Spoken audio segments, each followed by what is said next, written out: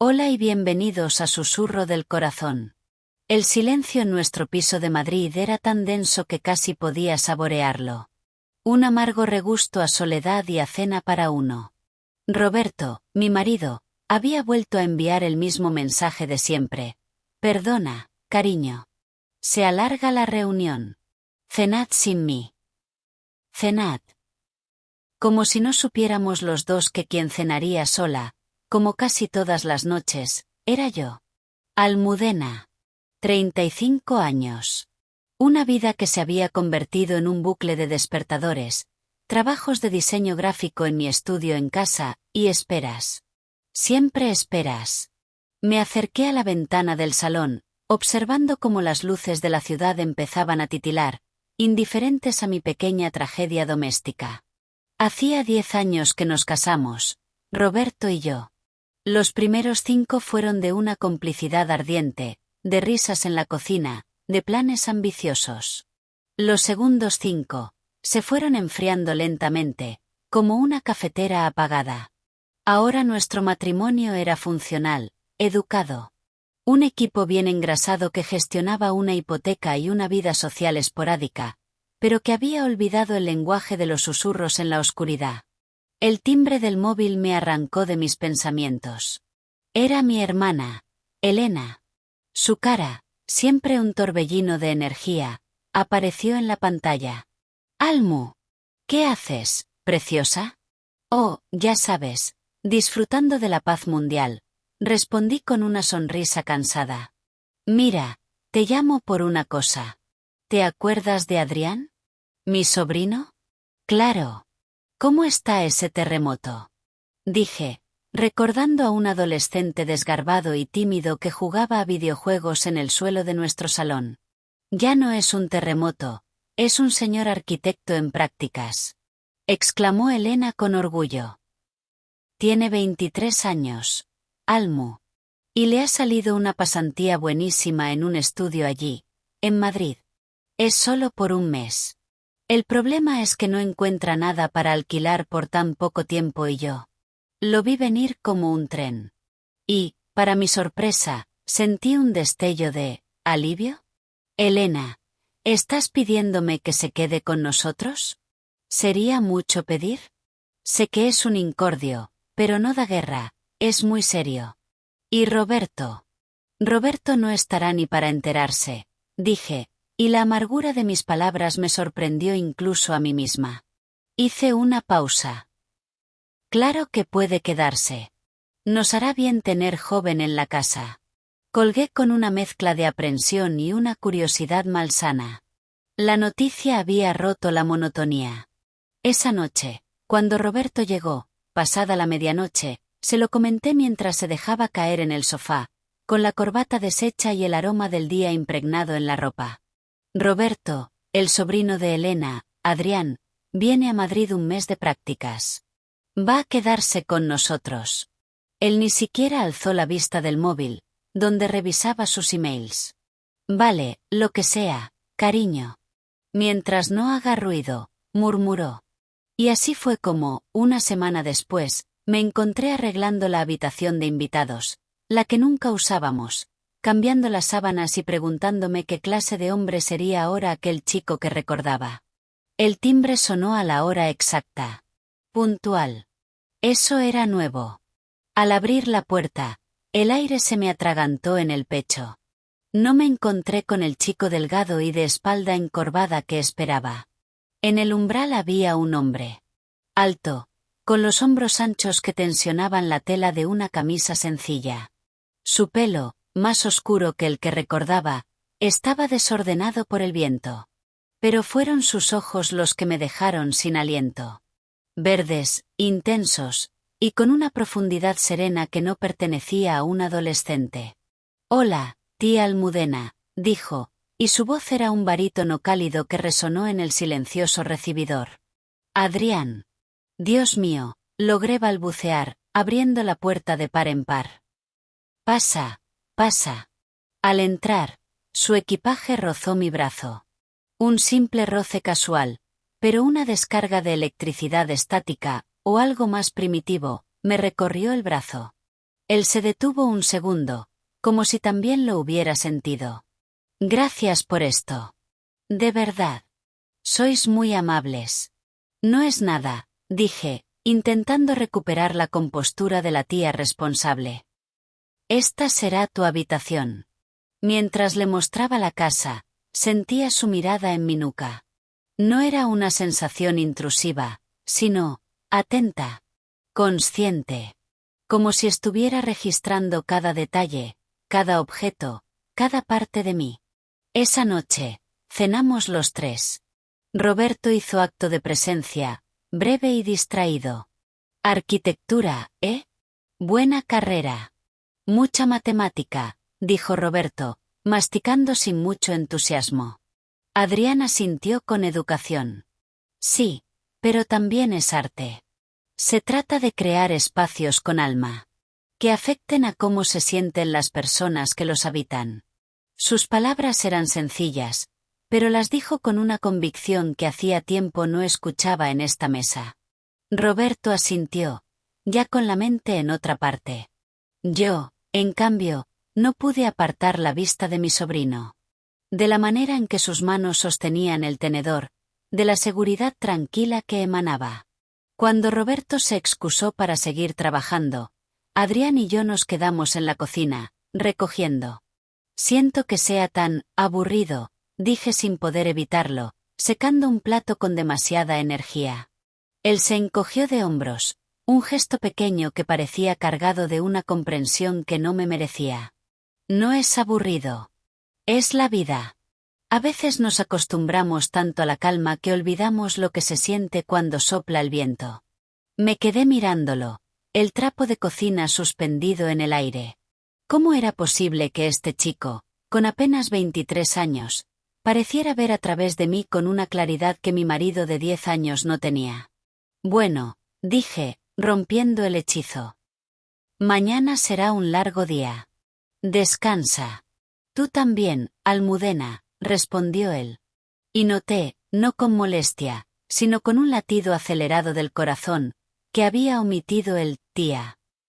Me fui a mi habitación, a mi lado de la cama fría, sintiendo que algo muy quieto dentro de mí había comenzado, por primera vez en años, a agitarse. La semana siguiente se desarrolló con una nueva rutina, una que sentía más vibrante y llena de vida. Las mañanas ya no comenzaban solo con el silencio, sino con el suave ruido de los pasos de Adrián yendo y viniendo del baño, con el aroma del café que él mismo preparaba y que llenaba la cocina de un aroma fresco y vigorizante. Yo me encontraba levantándome más temprano, arreglándome con un cuidado que había abandonado hacía tiempo. Me ponía vestidos que hacía meses no usaba, me peinaba con atención, buscando en el espejo un atisbo de la mujer que había sido. Y todo porque sentía, de manera cada vez más clara, el peso de una mirada que me observaba. Adrián se movía por la casa con una discreción que era casi perturbadora. No era intrusivo, pero su presencia era tan tangible como el aire que respiraba. Durante el día, él se encerraba en su habitación con sus planos y su ordenador, y yo trabajaba en mi estudio. Pero eran los descansos, las coincidencias en la cocina para preparar un té, los momentos en el salón por la tarde, los que empezaron a llenarse de una tensión eléctrica y silenciosa. Una tarde, el jueves, Roberto había vuelto a avisar que llegaría tarde. Una cena de trabajo, dijo. Para entonces, la noticia ya no me producía ni frío ni calor. Había preparado una cena ligera, una tortilla de patatas, y Adrián y yo comimos en la mesa del comedor, la que casi nunca usábamos. La conversación fluía con una facilidad pasmosa. Hablamos de arte, de sus proyectos en la universidad, de mis diseños. Él me preguntaba con una genuina curiosidad, escuchando mis respuestas como si cada palabra fuera importante. Sus ojos, aquellos ojos verdes y demasiado perspicaces, no se apartaban de mí. No era la mirada desinteresada de un sobrino, ni la mirada rutinaria de un marido. Era una mirada que me escudriñaba, que parecía buscar los rincones ocultos de mi alma. A veces, dijo él, en un momento dado, jugando con el tenedor, tus diseños me parecen tristes. La observación me pilló por sorpresa. ¿Tristes? ¿Por qué? Son muy perfectos. Muy ordenados. Pero les falta caos. Les falta vida. Sus palabras me atravesaron. Era cierto. En los últimos años, mi trabajo se había vuelto estéril, seguro. Había perdido el atrevimiento.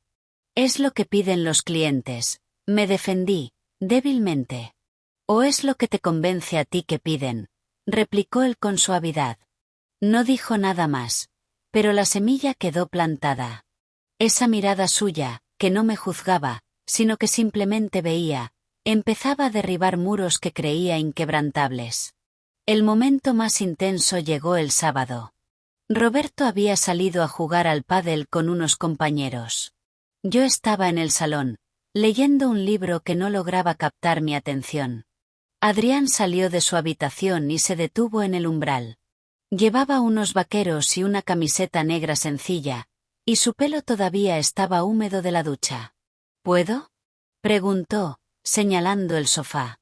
Asentí.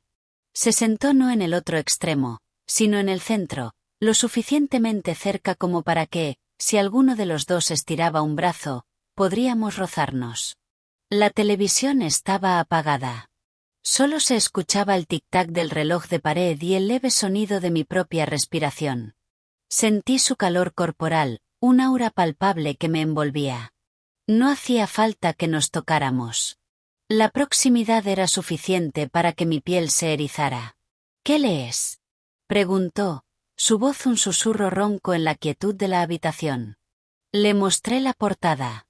Él asintió. Es bueno. Aunque el final es un poco desesperanzador. ¿Lo has leído? Sí. Hace un par de años. Empezamos a hablar del libro, de los personajes, de sus motivaciones. Y entonces, sin planearlo, la conversación derivó hacia nosotros. Le hablé de mi frustración con el trabajo, de la sensación de estancamiento. Le hablé, sin mencionar su nombre, de la soledad que sentía incluso cuando había alguien más en la casa. Él me escuchó, sin interrumpir, con una paciencia infinita. Luego, fue su turno. Me habló de sus miedos al terminar la carrera, de la presión por triunfar, de una chica que le había roto el corazón el año anterior. Fue entonces cuando decidí que no quería conformarme, dijo, mirándose las manos. Ni con el trabajo, ni con el amor. Quiero algo que queme. La palabra quedó flotando en el aire entre nosotros. Quemar. Yo no sentía ardor desde hacía una eternidad. Solo un frío constante. Nuestras miradas se encontraron y se sostuvieron. El mundo fuera de aquel sofá parecía haberse desvanecido. Su mano descansaba a escasos centímetros de la mía sobre el cojín. Mi corazón latía con tanta fuerza que estaba segura de que podía oírlo. Podía ver el leve latido en su cuello, la intensidad en sus ojos. Estaba sucediendo. Lo que fuera que estuviera sucediendo, era real y era poderoso. Fue entonces cuando sonó mi teléfono.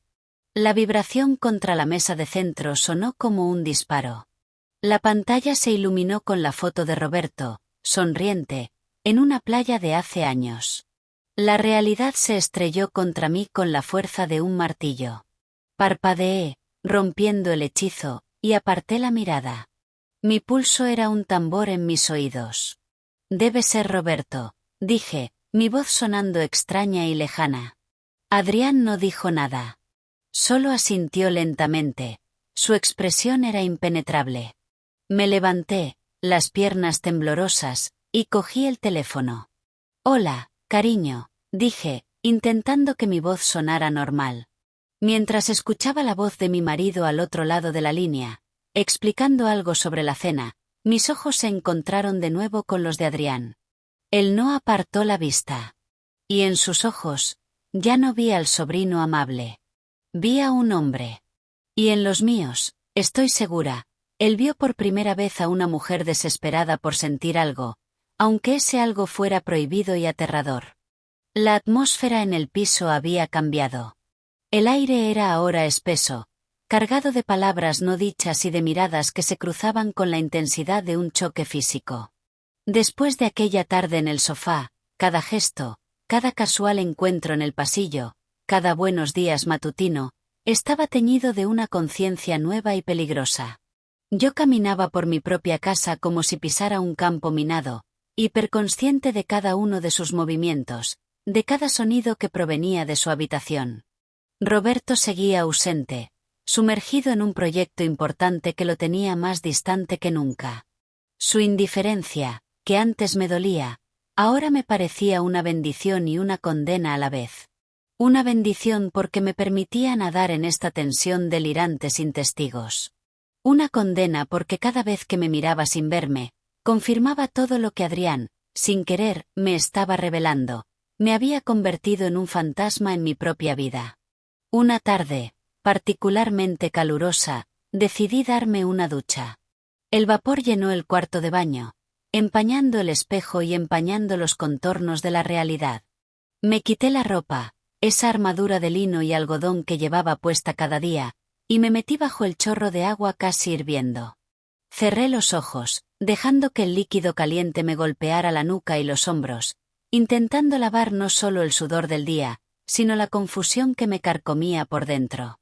Las imágenes se sucedían en mi mente, la intensidad de sus ojos verdes, la seguridad de sus manos, la calidez de su voz cuando decía quiero algo que queme. Me enjaboné el cuerpo con un gel de almendras dulces, un aroma que de repente me pareció demasiado inocente para la mujer en la que me estaba convirtiendo. Mis propias manos sobre la piel me recordaban que tenía un cuerpo, que ese cuerpo podía sentir, anhelar. Fue entonces cuando, al abrir los ojos para aclararme el pelo, la vi. O más bien, la vi a través del cristal empañado de la puerta de la ducha. Una silueta oscura y óbil, justo al otro lado del vidrio traslúcido. Mi corazón se detuvo. No era Roberto. La figura era más esbelta, más joven. Era él. Adrián. Estaba allí, de pie en el pasillo, observando. No se movía. No hacía ruido. Simplemente observaba mi forma borrosa a través del cristal empañado. El pánico debería haberme invadido. Debería haber gritado, haberme cubierto, haber cerrado la cortina. Pero no lo hice. Una calma extraña, casi aterradora, se apoderó de mí. Bajo el agua caliente, me quedé paralizada, pero no por el miedo. Era por algo mucho más profundo, más primitivo. Su mirada, aunque no podía verla con claridad, la sentía físicamente. Era como una caricia sobre mi piel mojada, un recorrido lento y deliberado que me hacía sentir más vista, más deseada, más viva que en todos los años de mi matrimonio combinados. Una parte de mí, la esposa decente, se avergonzaba. Pero otra parte, la mujer que había estado sepultada bajo capas de rutina y resignación, se estremecía con un placer prohibido y vertiginoso. ¿Cuánto tiempo pasó? No lo sé. Podrían haber sido segundos. Podría haber sido una eternidad. Mi respiración se entrecortaba, formando pequeñas nubes de vaho en el aire húmedo. Lentamente, casi como un reto, como una aceptación, levanté un brazo y apoyé la palma de la mano en el cristal frío, justo frente a donde estaba su figura. No fue un gesto de invitación, sino de reconocimiento. Te veo. Sé que estás ahí. Al otro lado, la silueta se tensó. Vi cómo su cabeza se inclinaba ligeramente. No hubo un movimiento brusco, no hubo huida. Solo un profundo, casi audible suspiro que creí percibir a través del cristal. Y entonces, con la misma lentitud con la que había aparecido, la figura se desvaneció. Unos pasos casi imperceptibles se alejaron por el pasillo. El hechizo se rompió. Bajé el brazo, temblorosa. El agua seguía cayendo, pero ahora me sentía fría, vulnerable y completamente expuesta. Apagué el grifo. El silencio fue absoluto. Al salir de la ducha, me envolví en una toalla y, con mano temblorosa, limpié el vapor del espejo. Mi rostro apareció, enrojecido por el calor, con los ojos demasiado brillantes. Ya no veía a la esposa de Roberto. Veía a una mujer al borde del abismo, que había permitido, incluso anhelado, que un hombre joven la observara en su momento más íntimo. Esa noche, durante la cena, no pude mirarlo a los ojos. Él tampoco me buscó. El aire a nuestro alrededor vibraba con el peso de nuestro secreto compartido. Roberto hablaba de índices bursátiles y nosotros, sentados a la misma mesa, éramos cómplices de un momento que lo había cambiado todo. Sabía, con una certeza que me helaba la sangre y me aceleraba el pulso a la vez, que la línea que no debía cruzar ya no estaba frente a mí. La había cruzado bajo el agua caliente de la ducha, y no había vuelta atrás. La tensión se había vuelto un miembro más de la familia. Caminaba con nosotros, se sentaba a la mesa, respiraba en los espacios entre nuestras palabras. Después del incidente en el baño, cada mirada con Adrián era un eco de aquel momento de vulnerabilidad y complicidad. Ya no éramos tía y sobrino. Éramos un hombre y una mujer atrapados en la misma jaula de convenciones y deseos prohibidos. Roberto anunció que se iba de viaje de negocios a Barcelona por 2 días. La noticia debería haberme alarmado, debería haberme hecho sentir la inminencia del peligro. En cambio, sentí un alivio culpable y una excitación que me recorría como un latigazo. La casa, por fin, sería solo nuestra. La primera noche de su ausencia fue extrañamente tranquila. Cenamos una ensalada que preparó Adrián, en silencio, mientras una tormenta veraniega estallaba fuera, iluminando el salón con relámpagos esporádicos. El sonido de la lluvia against las ventanas era la banda sonora perfecta para nuestro drama interno. ¿Tienes miedo a las tormentas?, preguntó él, rompiendo el silencio, su voz un rumor bajo el estruendo del trueno. No, respondí, mirando el espectáculo de la naturaleza. Me gustan. Me recuerdan que hay fuerzas más grandes que nosotros. Como el deseo, dijo, sin inmutarse.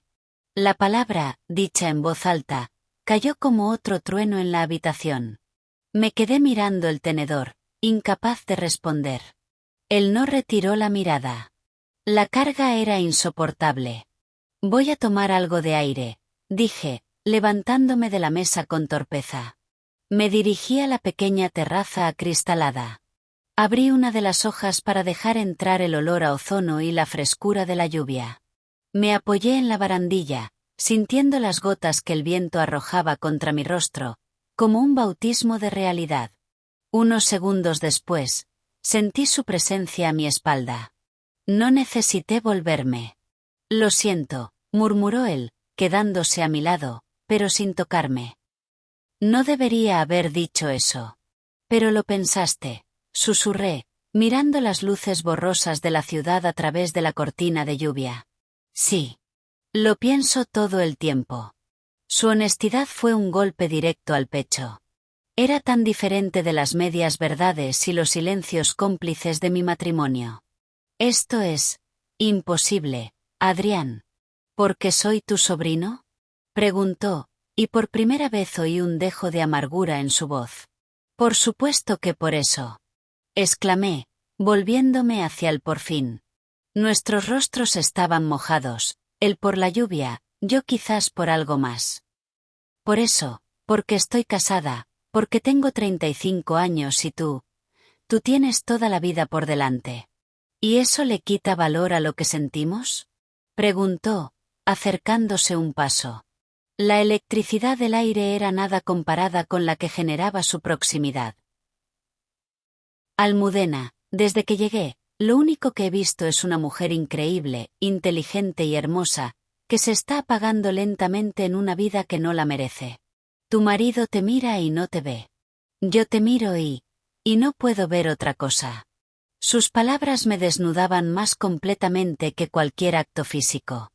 Derribaban todas mis defensas. Tienes miedo, afirmó, no como una acusación, sino como una comprensión profunda. Tengo miedo de esto, admití, y un sollozo se escapó de mis labios. Tengo miedo de lo que siento cuando estás cerca. De lo que estoy dispuesta a hacer, o a dejar de hacer. Él alzó una mano y, Con una lentitud agonizante, acercó los dedos a mi mejilla. No me tocó.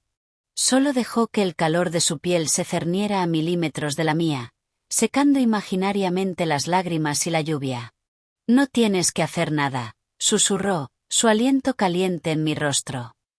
Pero no te alejes. No te escondas otra vez. Eres la cosa más real que he conocido en mi vida. Fue entonces cuando su mano, por fin, descendió.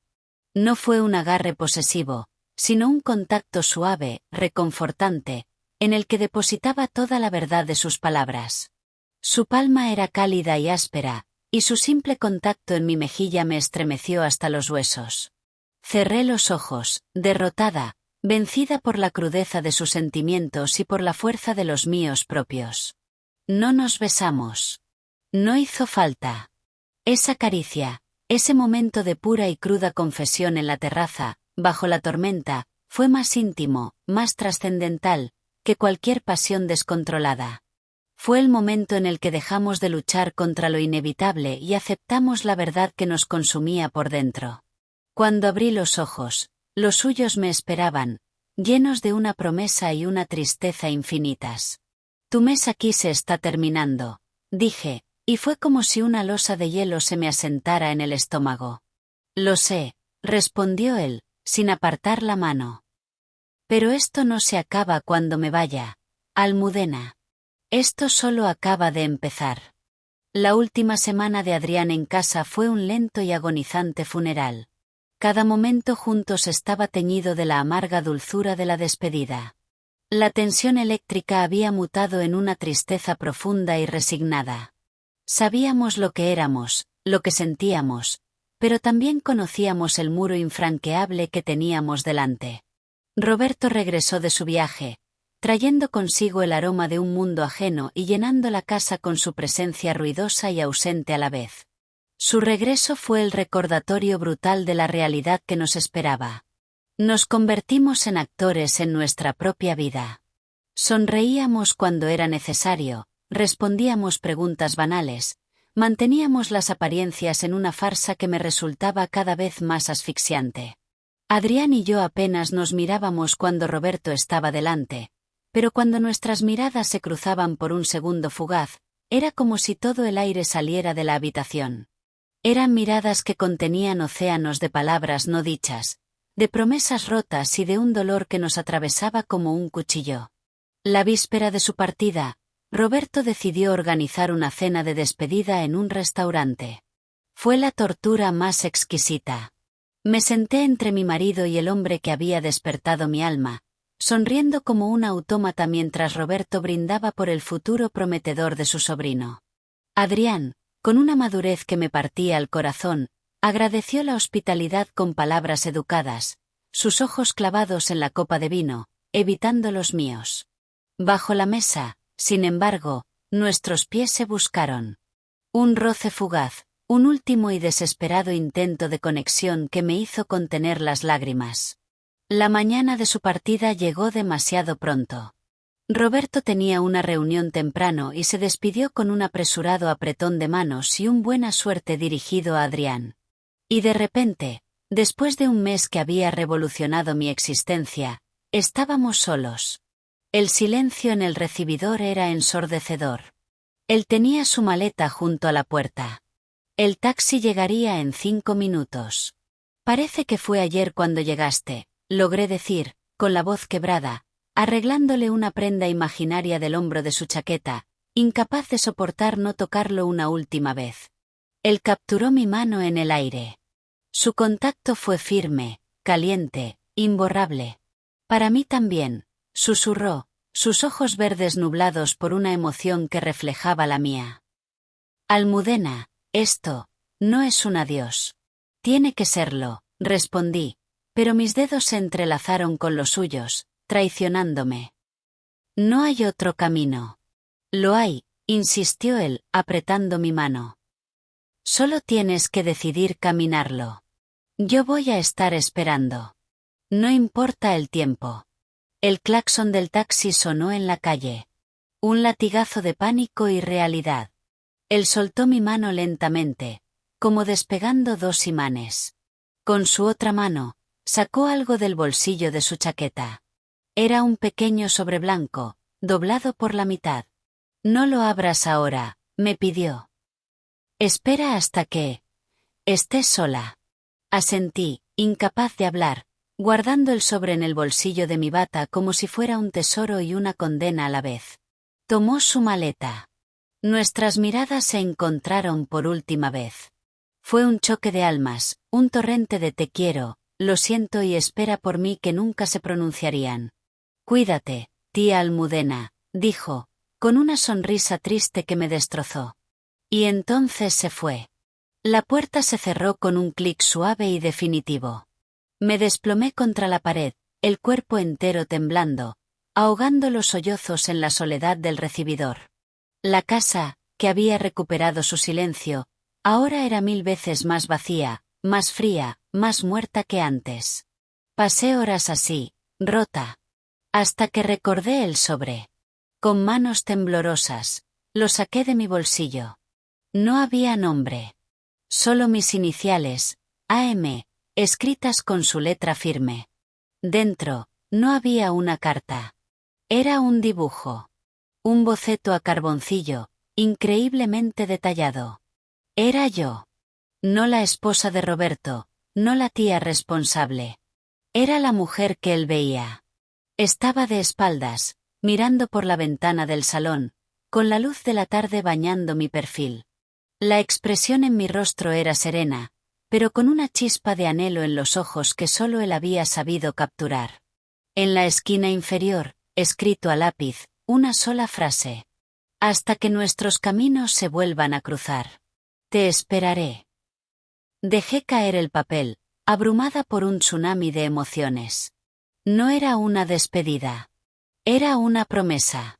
Una promesa imposible, peligrosa, que sembraba una semilla de rebelión en mi corazón. Esa noche, cuando Roberto llegó a casa, yo estaba sentada a la mesa, con la cena servida. Él se sentó, se sirvió vino y empezó a contarme su día, los problemas en la oficina, los nuevos proyectos. Yo lo miraba, veía sus labios moverse, pero solo oía el eco de otra voz, de otra promesa. Roberto, lo interrumpí, con una calma que me sorprendió a mí misma. Él se detuvo, con el tenedor a medio camino. Sí, cariño. Tomé aire, mirándolo a los ojos, viendo por primera vez el abismo que se abría entre nosotros. El sobre con el dibujo ardía en mi bolsillo, como un testigo silencioso. Tenemos que hablar. La cuchara de metal que él sostenía chocó contra el plato con un sonido estridente, cortando la tensión como un cuchillo. Sus ojos, por primera vez en años, se fijaron en los míos con verdadera atención. El silencio que siguió fue más elocuente que cualquier palabra. Y supe, en ese instante, que mi vida ya nunca volvería a ser la misma. Gracias por acompañarnos en el canal En la trampa de los deseos. No olvides suscribirte, darle like y activar las notificaciones para no perderte nuestras nuevas historias. Nos vemos en el próximo capítulo.